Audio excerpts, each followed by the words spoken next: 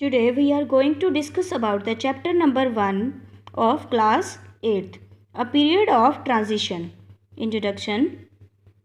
The period between the end of the medieval age and the beginning of the modern age is regarded as the period of transition.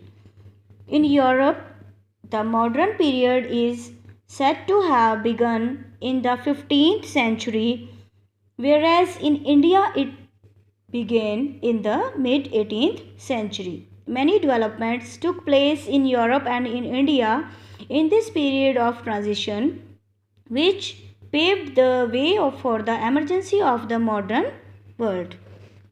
Development in Europe.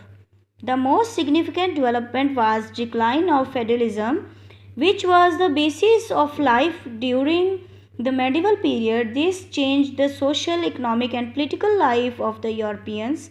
The peace and freedom that prevailed after the decline of feudalism favored the growth of the new learning. The Crusades provided an impetus to trade and commerce and increased the trade between Eastern and Western countries. This contributed to the wealth and prosperity of the people in many European countries. In place of land, money became the new measure of wealth. As a result of crusades and expansion of trade and commerce, the Europeans came into contact with the Eastern civilization. Such contact kindled their interest in their own Greek and Roman past. Artists and scholars began to rediscover and revive their past in art, architecture, literature, and philosophy. In order to increase commercial contact with Eastern countries, to earn more profit and to fulfill the customer's demand and Oriental goods, many voyages were undertaken to discover new routes. The discovery of these routes changed the course of history.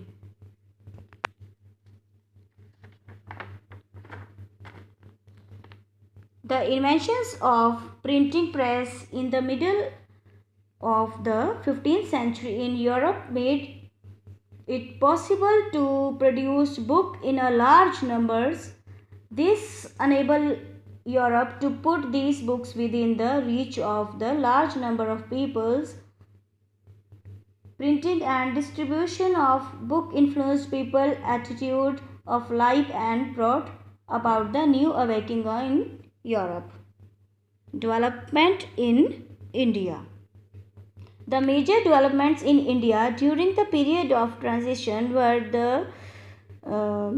the first is the decline of the Mughal Empire and the emergence of the number of regional kingdoms.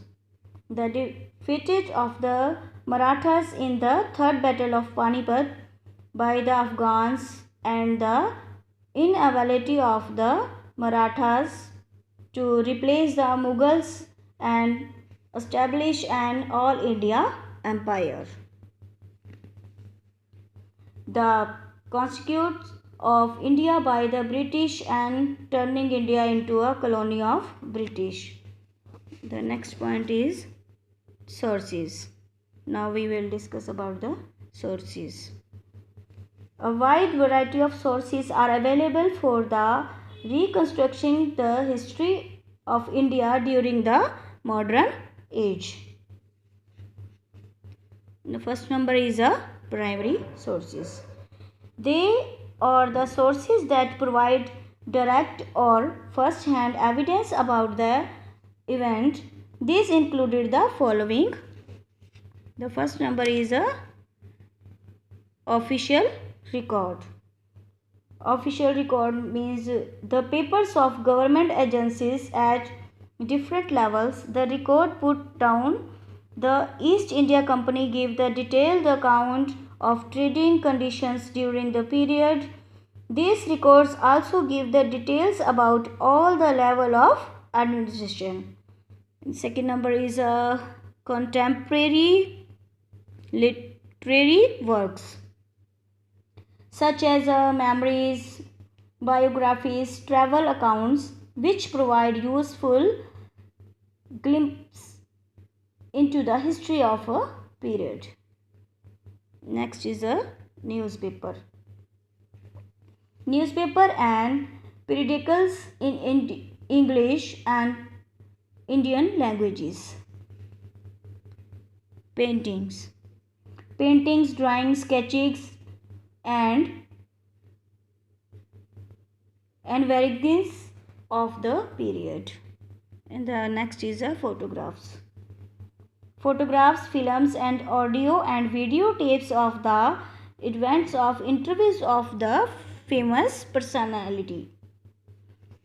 And the next part of the sources is secondary sources. These are the sources produced by using the primary sources. So whereas the primary sources provide the first hand information and the secondary sources involve generalization, analysis and interpretation of the original information.